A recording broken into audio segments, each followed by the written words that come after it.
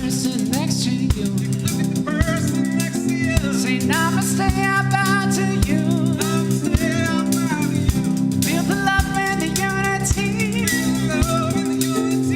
Lift your voice, repeat after me. We come together. We come together. We come together. In the name of love, we come together. We come together. We come together. In the name of love.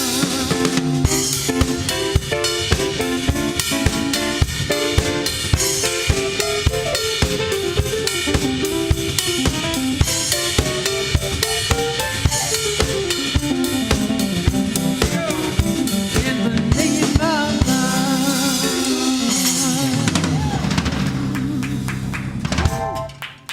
All right. Well, that'll get you going.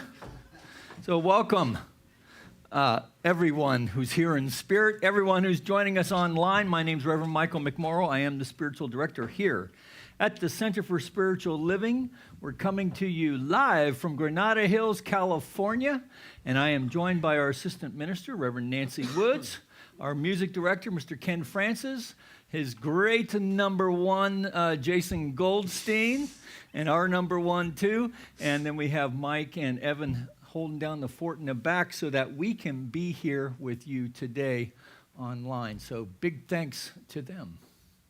Yes, all right. So we're going to start this out as we start all of our services here at the center by taking a deep, conscious breath and releasing and centering ourselves into this eternal now moment as we come together for our call to service, which we call lighting the flames of faith. And we perform this ceremony to promote the universal consciousness of life, which acknowledges that all faiths, all sentient beings come from the one great universal presence, which we call spirit. Now, fundamental to this truth is the unifying nature of all religious thought and experience, which we honor here this morning. So as Reverend Nancy lights the first candle, it's for the Tao, honoring the universal path of harmony and equilibrium, the natural way. We light the second candle for shamanic traditions, honoring the beliefs and practices of all indigenous peoples, the way of primal spirituality. We light the third candle for Hinduism, honoring the path of knowledge, action, and devotion. The fourth candle we light for Judaism, honoring the ethical path of living by sacred law. We light the fifth candle for all forms of Buddhism, honoring the Four Noble Truths and the path of compassion. We light the sixth candle for all forms of Christianity, honoring the Christ consciousness as the path of love. We light the seventh candle for all forms of Islam, honoring the path of submission to the will of God as the highest calling. The eighth candle we light for the universalistic religion of Baha'i, honoring the path of unity and peace. The ninth candle we light for all forms of new thought, honoring the metaphysical path of mental healing through the practice of universal spiritual principles. And the 10th candle we light for all those who are as yet unaware of the power and presence of spirit in their lives, and for the space we hold for them here at our center, with our online community, and here in our hearts. And as Reverend Nancy lights the healing candle, please put silently into the light, or say aloud if you like, into the light, anyone you wish to have experienced the healing flame of God's eternal love.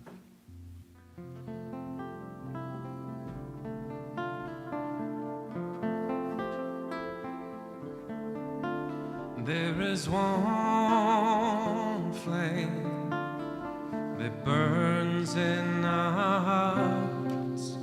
There is one light that shines through our love. We light this flame with faith. We light this flame with faith. We find this light within our own souls. There is one flame, one light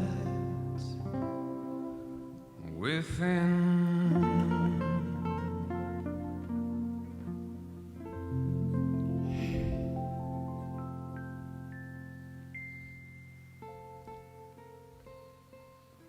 And out of this awareness of that flame that is within each and every one of us,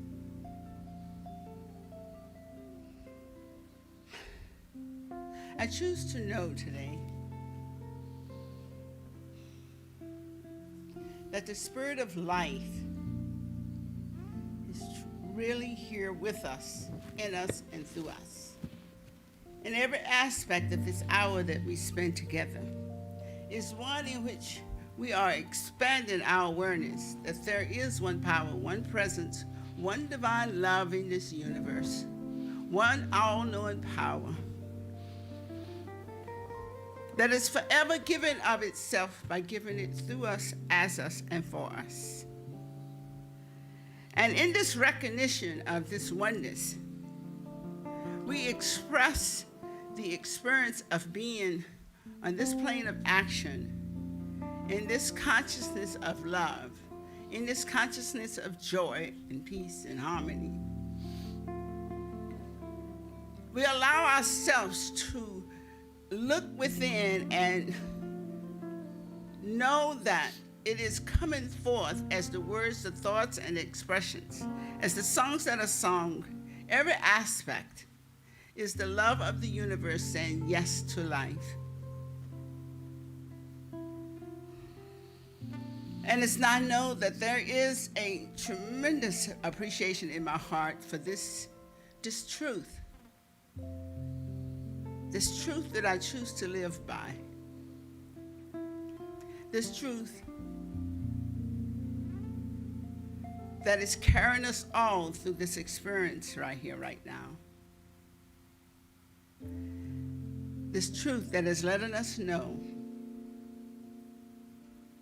that the love of the universe is always pouring itself in us, through us, and as us.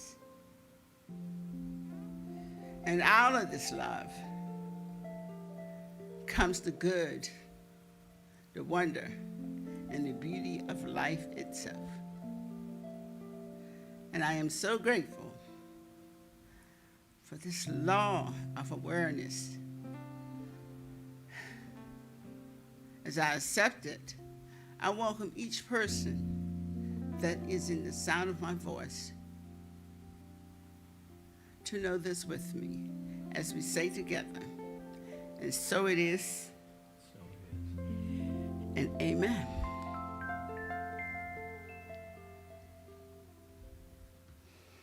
Good morning.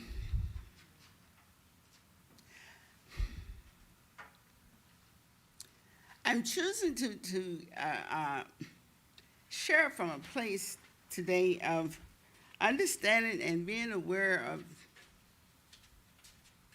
a little bit better of the concept of compassion.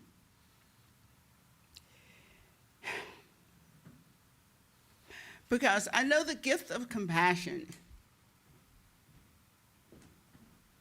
is that ability to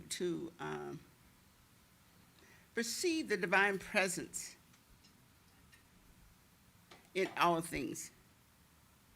And I think as Jesus described it, you see beyond appearances and be aware that that infinite intelligence of the universe is what is producing all things.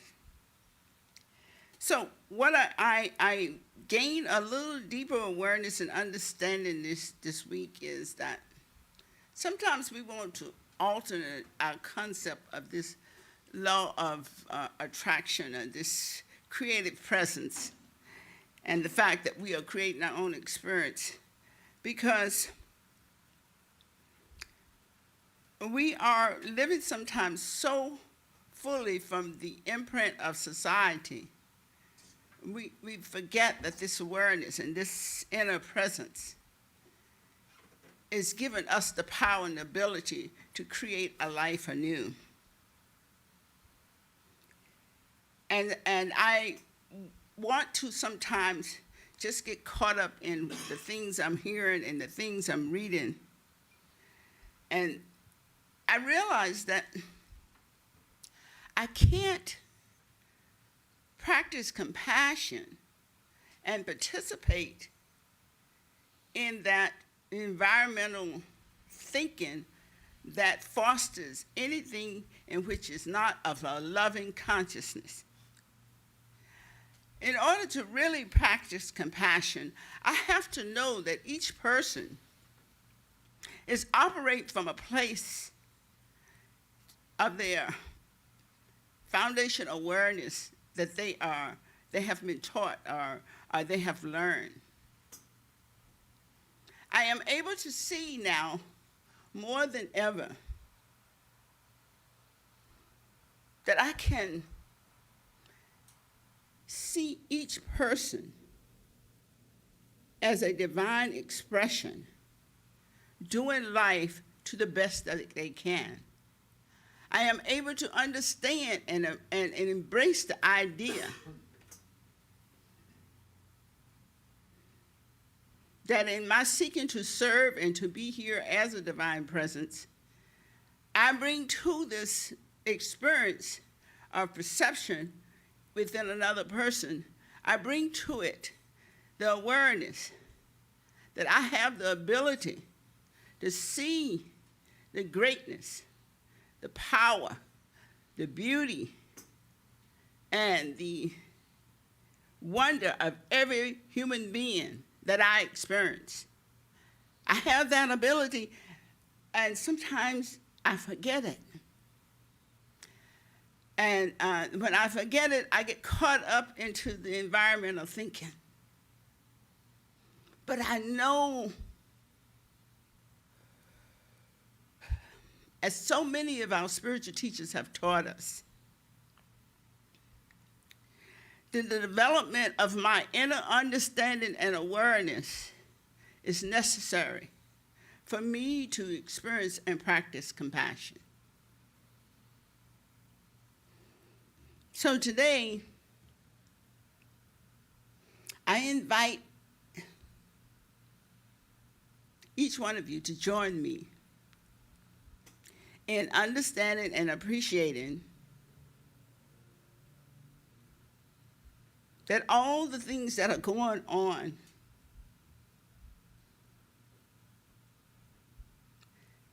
we all can contribute to it greater if we would go within and bring forth that love and awareness and the understanding and work to strengthen our ability to see the perfection of the divine in everybody.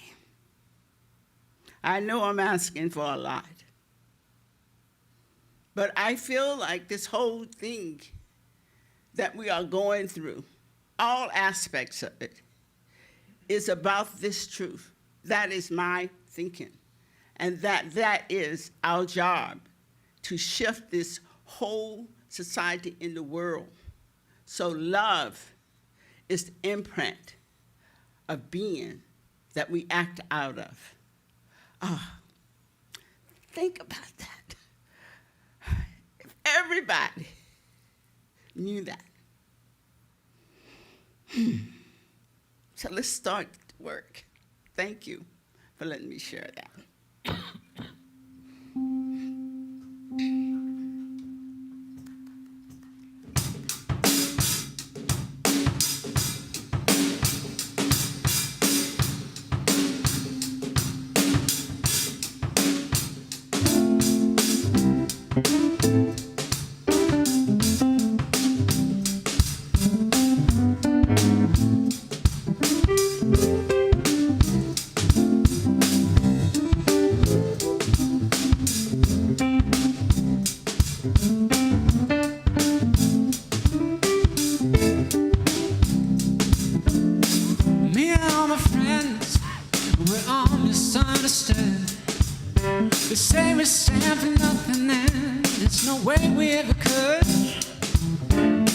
See everything that's going wrong with the world and those who lead it. We feel like we don't have the means to rise above and be it. So we keep on waiting, waiting on the world to change. We keep on waiting, waiting, waiting on the world to change. It's hard to be consistent when we're standing at a distance. So we keep on waiting, waiting on the world to change. Now if we had the power to bring our neighbors home from war, they would have never missed a Christmas, no more ribbons on the door. When you trust your television, what you get is what you got. Cause when they own the information, all they can bend it all they want. That's why we're waiting, waiting, waiting on the world to change. We keep on waiting, waiting on the world to change. It's not that we don't care, we just know that the fight is fair. We keep on waiting, waiting on the world to change.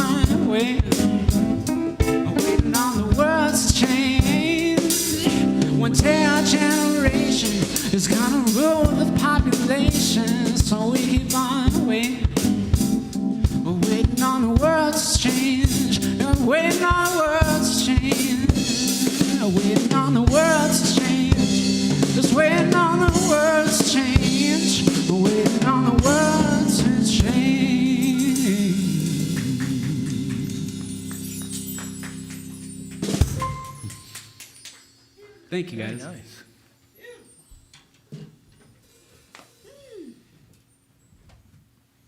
You guys are so good. Thank you, thank you, thank you, thank you, thank you. Beautiful. So, would you say the Declaration of Principles with me? We believe in one universal spirit, manifesting through all and natural and incarnated in us. We believe the universal spirit is personal too and reveals itself through everyone who recognizes its presence. We believe our faith operates upon a law of mind which automatically manifests in our experience according to that faith. We believe in the unity of all life, in the immortality of the individual soul, forever expanding. We believe in eternal goodness, eternal loving kindness, and the givingness of life to all.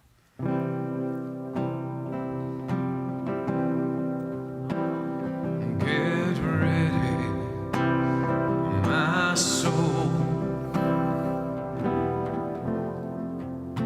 I'm diving in. Get ready, my soul. I'm diving in to the deepest kind of love, to the sweetest kind of life. Get ready, my soul.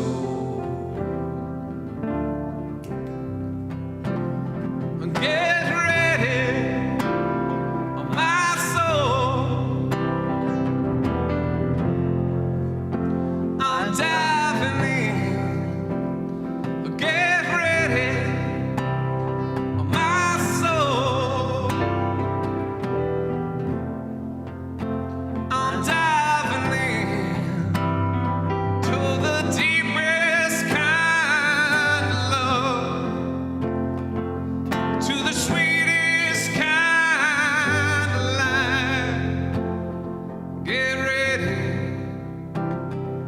Get ready, my soul.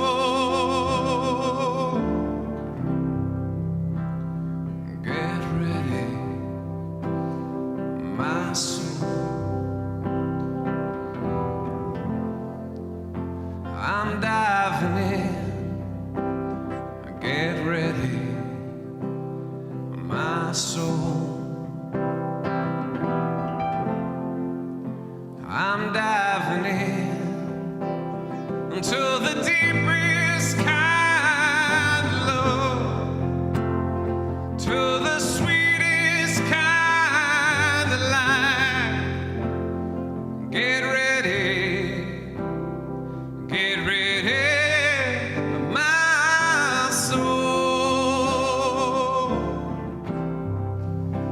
Get ready, my soul.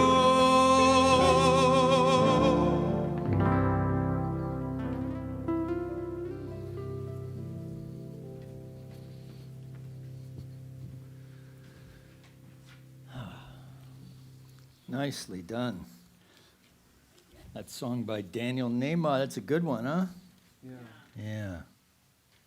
And I forgot my eyeballs, so let me go get those. Oh, I have them on. Boy, that's classic. And you saw it, and right now it's going to be archived for all to see. The man's a bloody idiot. All right. Well, oh, look here. Look what the subject is, mindfulness. Imagine that, for Mavericks. Oh, that's classic. Yeah, and you know what? I'm sober, too. All right. So this is a month of June. Welcome. We made it. And those of us who are still here, we are grateful. And those of us who have lost some in these last few months, that we're raising you and lifting you in love and in consciousness. And so we're going to move on into things for this month of June, Mindfulness for Mavericks. And now Maverick can mean many things to different people, right? So here's, so this guy, for those of you who may remember, there's one Maverick. He was a card shark from the old Western, I think it was called Maverick, right? Yeah, James Garner. And then, of course, we don't have this fellow anymore, but John McCain, he was known as a maverick. And, technically a maverick, just so you know, is a motherless calf. Did you know this, Reverend Nancy? No. I didn't either. All right, so maverick is an old ranching term. So today, of course, mavericks are those who don't always go along with a group or party. And or they're individuals who prefer to blaze their own trails. And it's named after a guy named Samuel Maverick, who's a South Texas lawyer, and someone couldn't afford to pay his law bill, so he gave him a bunch of cows instead. And he didn't know what to do with them, so we just let him go. And so a stray cow became a maverick. That was unbranded, was a maverick. And so that's where the term comes from. But, I also like this version. And this version comes from way up north in Half Moon Bay in San Mateo County, which is between San Francisco and Santa Cruz. And so this is not Hawaii. This is Northern California. This break is a couple miles offshore, and they have to take, those water scooters out there, whatever, they wave runners. But if you can't see this, there's a dude in there riding this wave.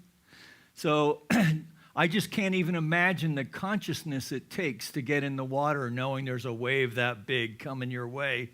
And on top of that, the water up there today is 56 degrees. That's some cold NorCal water. Good for fish. They are some Spartan dudes up there, and I imagine a few women also. So Alan Rickman, you remember him? He was He was the head of Slytherin in Harry Potter. What was his name? Snopes? What was his name? Anybody? Nobody? Snape. Yes, Professor Snape, who turned out to be a good guy. We found out right before he died. Alan Rickman said this, that maverick is a word that appeals to me more than misfit. That maverick is active where misfit is passive. Yeah, okay. So let's go back to the wave for a while. Oh, no, let's go here. So this idea of just breathe is the talk title today, which has so many layers of irony in it. And here's the thought for the week, that breathing is life. It is life sustaining itself with the ebb and flow of each inhalation and exhalation. It is life sustaining itself with the ebb and flow of each inhalation and exhalation. Breathing is also a method or technique that helps us to process, shift, and evolve. So this month's theme could be timely depending on what we can do with it. For this theme was developed last year, and a lot has changed since then. In fact, a lot has changed since February. From pandemics to protesters and all kinds of stuff in between. And yet there are some good tools in this week's lesson that we can use all year round. And so we can look at the waves some more while we explore this. And there is a sad irony to this week's talk title. So Just Breathe being the talk title for, as we all know by now, these were the last words of George Floyd, which were, "I can't breathe." And the image captured firsthand by firsthand the clueless and callous disregard of the arresting officer for the welfare and life of his charge, Mr. George Floyd. Now, stuff's coming out about Mr. Floyd now that he was far from the perfect role model, that he had a police record, and it looks like he may have had a record of drug abuse and perhaps addiction in it. But he did come to Minneapolis to make a new start, and maybe he strayed off the path of recovery. I don't know this. We don't know that right now. But I think we do need to pay attention to how we let that shade or generalize this sad fact about George to all people of color. Because what we do know, is that being under the influence does not legitimize abusive use of force for anyone, whether it's law enforcement or a parent or a spouse. See, it really is a consciousness issue. So, we don't want to generalize it, and it certainly does not legitimize abusive use of force. Because if it was, then a lot of my longtime friends would be gone too, and maybe me as well. But this event with George Floyd feels different. It feels like there's a momentum behind this outrage that may actually sustain real and lasting reform.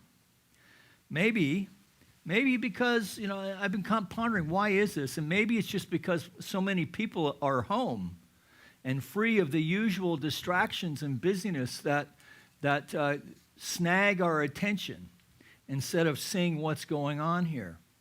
Maybe it's because there's been so many, now that people have cameras on their phones, we're just seeing a lot more of it. Maybe it's because they are at home and at work and have time to protest or march. Now, I could have protested on Monday just down the street right here at the Triangle at Chatsworth and Zelza. And I went down because I got word, and so I went down to the Triangle around noon and met with the LAPD who were down there. There's about a half dozen folks there. By the way, just so you know, mixed race and gender, so it was a diverse group. And in speaking with one of the police there, he said, "Hey, man, we support these protests. Right? We understand the outrage. We feel it ourselves as law enforcement. They express to me their own outrage around the Floyd killing and the lack of professionalism shown by the officers.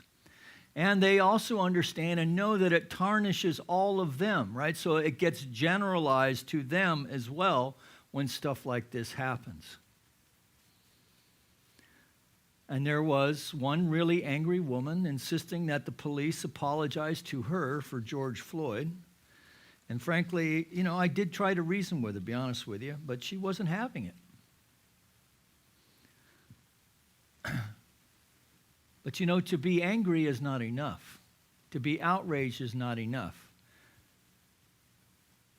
For to be angry and outraged heals nothing if it doesn't have action behind it.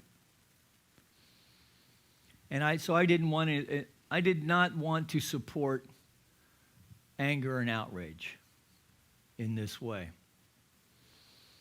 Not as a faith leader. So I came back to the center and our neighbors frantically trying to find someone to board up their windows because the businesses here, of course, watching the carry-on in Santa Monica on Saturday and Sunday were, I think, rightly concerned. I don't know if they needed to panic, but, that's 20/20 hindsight, right? But I did call Mike and Reverend Nancy and Stephanie, and we did secure the electronics, right? So this was, trust God, but tie up your camel moment. And so we got all that stuff put away. Anything that would be a pain in the neck to replace, we got out of here. And then Reverend Nancy and I just sat by the front door greeting demonstrators as they went by and being friendly. And you know what? It was totally peaceful. No real incidents except for a couple folks that I heard about later. And then on Thursday, another event happened where there was about 30 or 40 young adults that were peacefully demonstrating again at the same place down at the Veterans Triangle. Boisterous. I mean, they were like 20-somethings, I would say, guessing. Boisterous, but peaceful. But you know what? This time I did go down there. And this time I went down armed with voter registration forms. I could do that. And you know what? They were all registered to vote. So that's a good sign.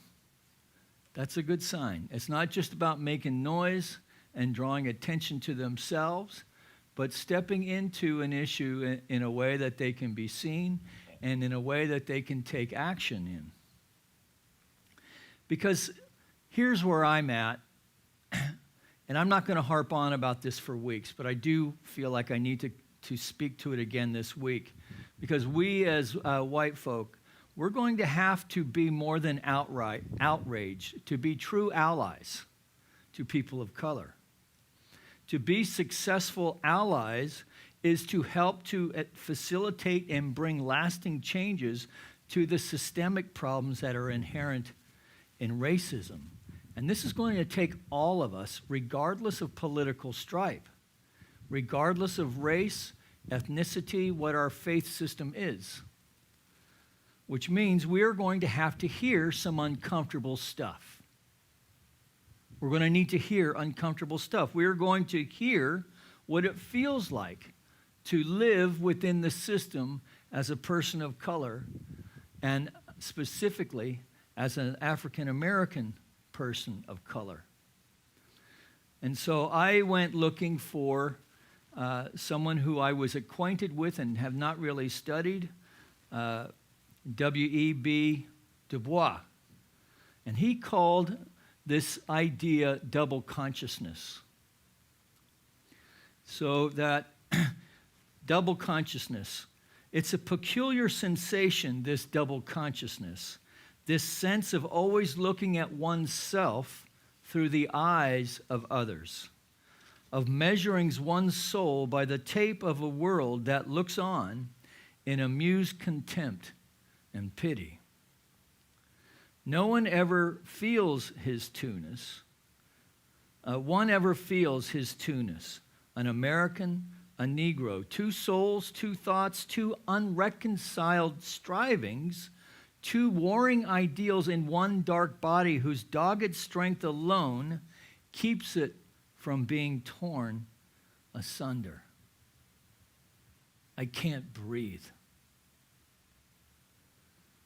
The history of the African American is the history of this strife, this longing to attain self-conscious manhood, to merge his double self into a better and truer self.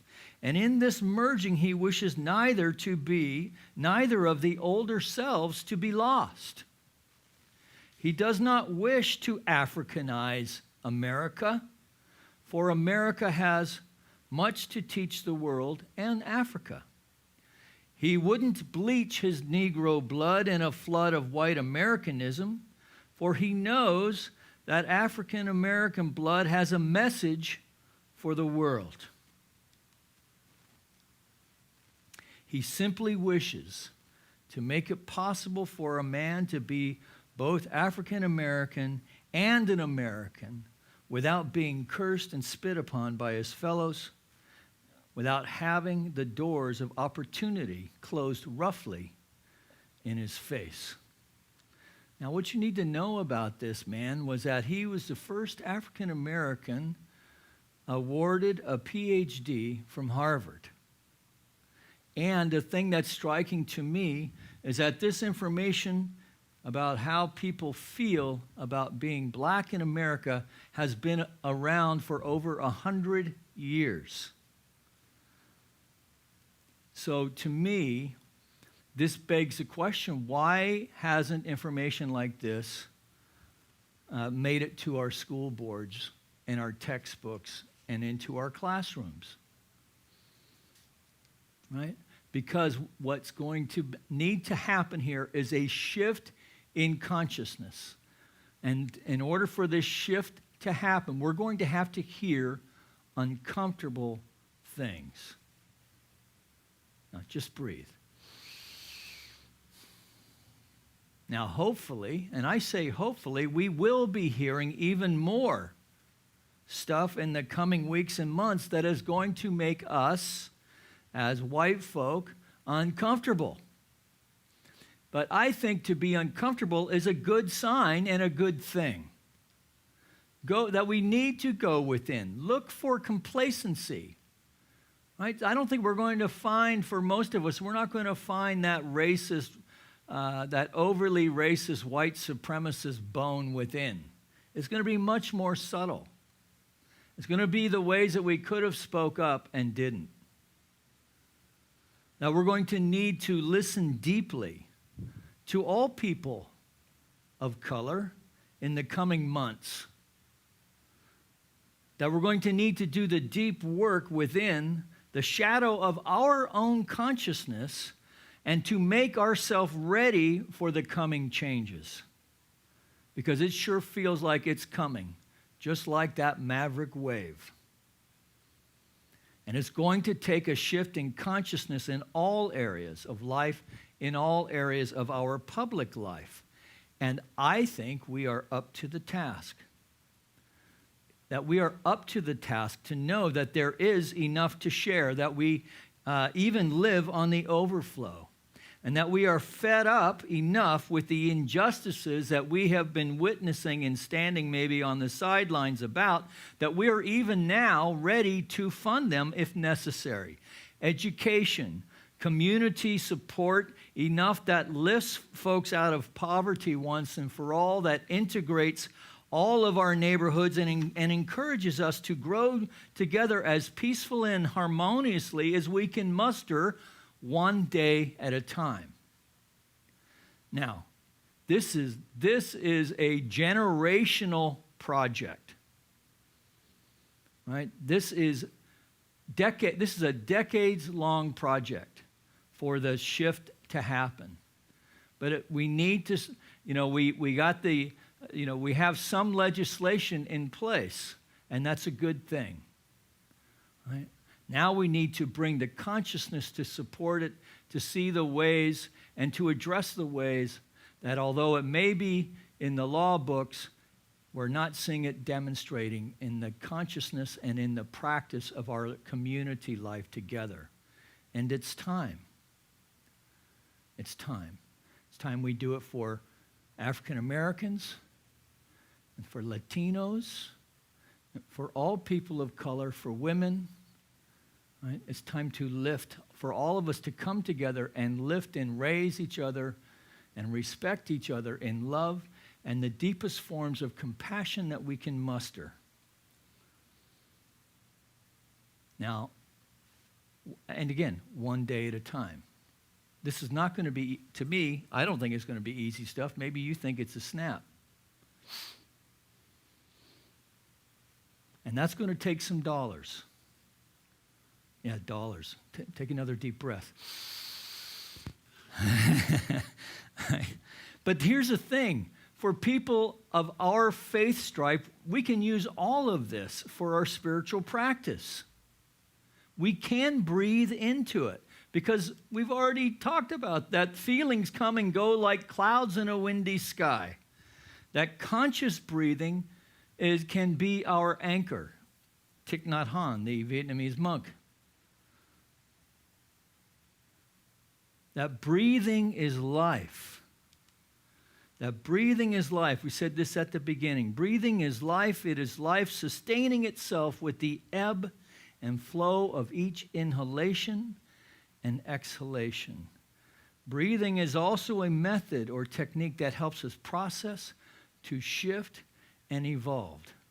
You might even say shift, lift, and evolve.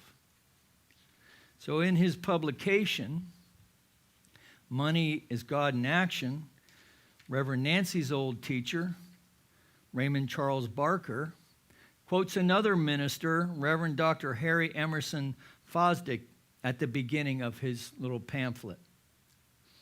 $1 is a miraculous thing. $1 is a miraculous thing. It is a man's personal energy reduced to portable form and endowed with powers that the man himself does not possess. It can go where he cannot go. It speaks languages that he cannot speak. It lifts burdens he cannot touch with his fingers. It saves lives with which he cannot directly deal, so that a man busy all day downtown can have at the same time be working in boys and girls clubs, in hospitals, in settlements, child care centers, all over the city, all over the state, all over the world. So Ernest Holmes reminds us about this, that the universe is self-existent. And God comes new and fresh in the perennial springtime of every moment. This is what we mean by God is not bound by precedent. It is continually creating and bursting forth from the timeless infinite into the present incident, carrying with the wonder, the majesty and the might and the warmth and color of the eternal itself. That such is the nature of our being, that every day is a new beginning. Every day is the world made new. So as we move through this week, let us remember that as all of this stuff is unfolding, and there's plenty to look at and to get snagged by, as all of this is unfolding, all that is being revealed to be healed. That our life can be a conscious demonstration of the timeless infinite into the present incident. Every time we direct our thought that way. So let's call the musicians forward, and we're just going to take a deep breath. And I breathe mindfully that I may intend, speak, and act as a spiritual maverick, doing what is mine to do, manifesting a world that works for all. Let's say that together. It's up on the screen. I breathe mindfully that I may intend, speak, and act as a spiritual maverick, doing what is mine to do, manifesting a world that works for all. So as we go about our business this week, we do so knowing that we are one with the infinite power and presence and spirit of life itself, that we are opening our heart and opening our mind into new ways and deeper ways of understanding, with a deeper commitment to learning and embracing what is ours to do. That we remember that in all ways it begins in consciousness, in prayer. That we take time this week to breathe, to simply breathe, and to know that the living Spirit of the Lord is upon us and upon everyone else too. And so in this way, should we witness the discord or the worldly clamors of life and expression, we can simply know the truth in this moment, that God is with us, that we can call it forth at any time, that we shift and lift the tendency of our own thinking into ways that are peaceful and harmonious and respectful for all. We release all of it unto the infinite power and presence of the Spirit acting as law, knowing that it's done. And so it is.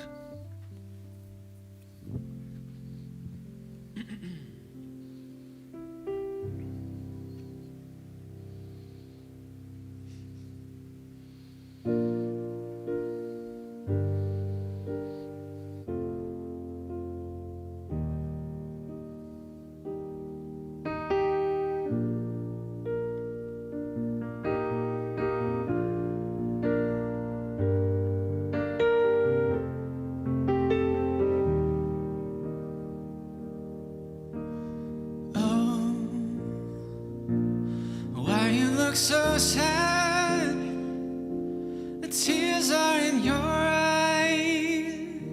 Come on and talk to me now. Don't be ashamed to cry.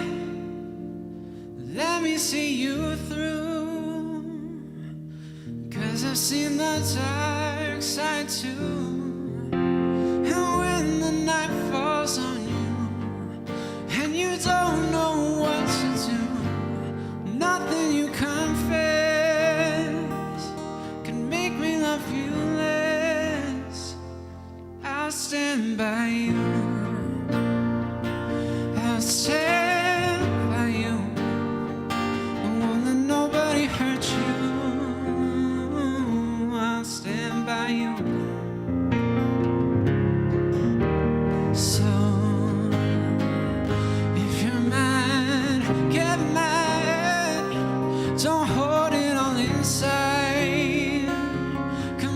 Talk to me now. Hey, what you got to hide, I get angry too. Well, I am alive like you. When you're standing at the crossroads and you don't know what to do, let me come along.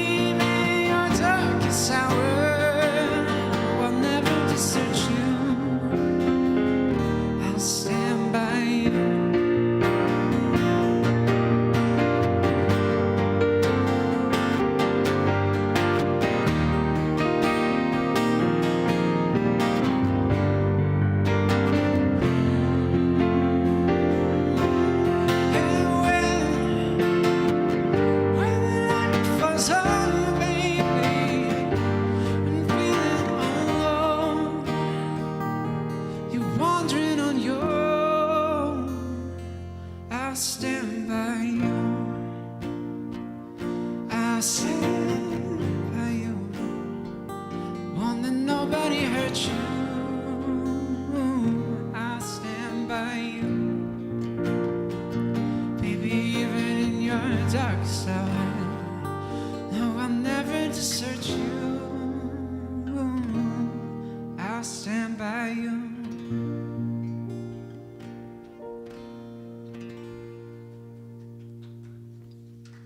Nicely done.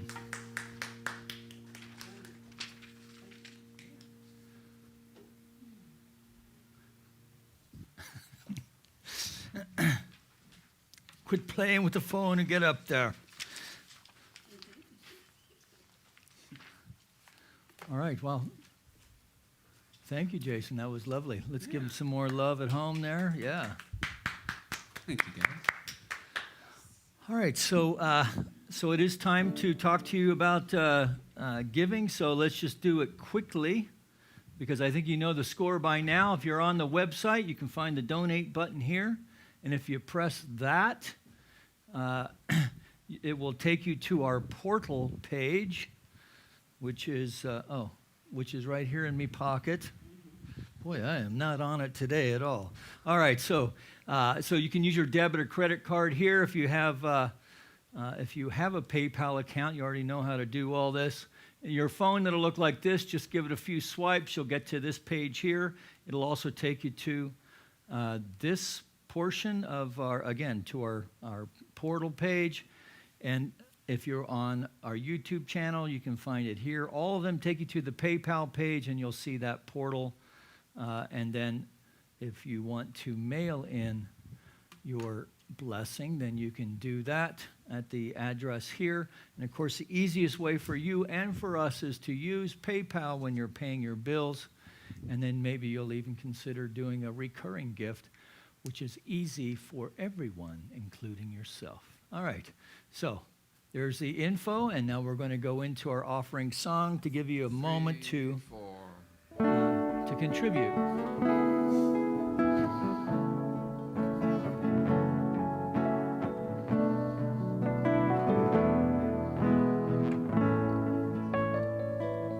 Spirit gives through me, Spirit receives through me, Spirit lives and breathes through me, Spirit lives and breathes through me, Spirit gives through us, Spirit receives through us, Spirit lives and breathes through us. Spirit lives and breathes through us. Spirit gives through us. Spirit receives through us. Spirit lives and breathes through us. Spirit lives and breathes through us.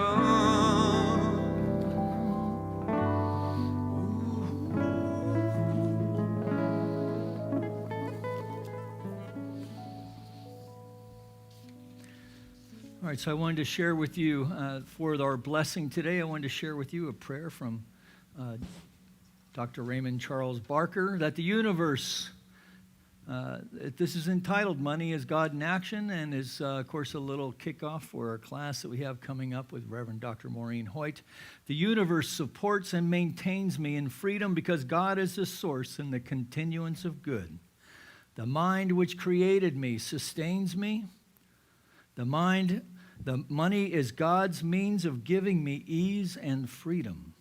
It is the symbol of divine supply, forever maintaining me in comfort, that I use money for the glory of God, for the good of my fellow man, and the ease of my own experience.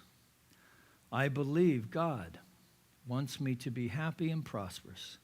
I do not want anyone else's money because God gives me the ability to earn my own. My earning capacity depends upon my consciousness and I now have a prosperous consciousness. I receive money with appreciation and spend it with wisdom. And so this is the consciousness that we know these gifts have been presented here today, that we know they go forth to heal, to prosper, and to bless not only this spiritual community, but our community of Granada Hills, our city of Los Angeles, our state of California, our United States of America, all of its churches, temples, mosques, schools, universities, the people who attend them, the people who are supporting them, and boy, are they supporting them right now, that we know for our planet as well, that all of it is an expression of the mind of the living spirit itself. And to the extent that we know this to be so, we see it. We see it demonstrating in all ways, great and small. This lifts our hearts. We feel a sense of grace and power that propels us into ways of spiritual living that raise ourselves and others. And that's a good thing. And together we acknowledge this by saying, and so it is.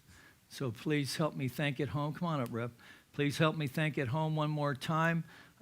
Mr. Jason Goldstein. Yay. Mr. Ken Francis, our music director. The lads in the back, Michael Carlin and Evan Lindley. And, of course, the lovely Reverend Nancy Woods, who's now going to pray us out. Thanks for being here this morning. And we'll see you later on fellowship if you're joining us. No, so it's with the consciousness of gratitude I express now for this time and hour that we have been together, knowing that each aspect has blessed us with a nugget of truth in which we can go forward from this moment, knowing and experiencing the wonder of being a spiritual being, having a human experience, knowing that each and every step we take with the idea that the love of the universe is forever pouring itself in us, through us, and as us. And we allow that love to go out from us to every being that we meet, see, or perceive, knowing that this is a process in which our whole world shifts its way of being to one that is one of love, harmony, and peace.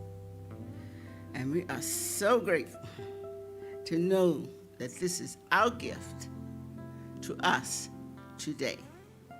And we go forth to share it and be it and live it.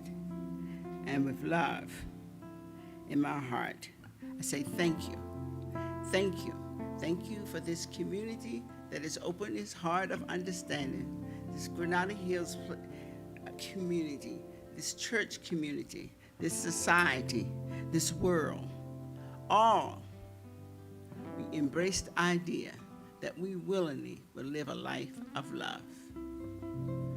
And so it is, and so be it. Please join us in the peace song. 1, 2, 3, 4, 5, 6.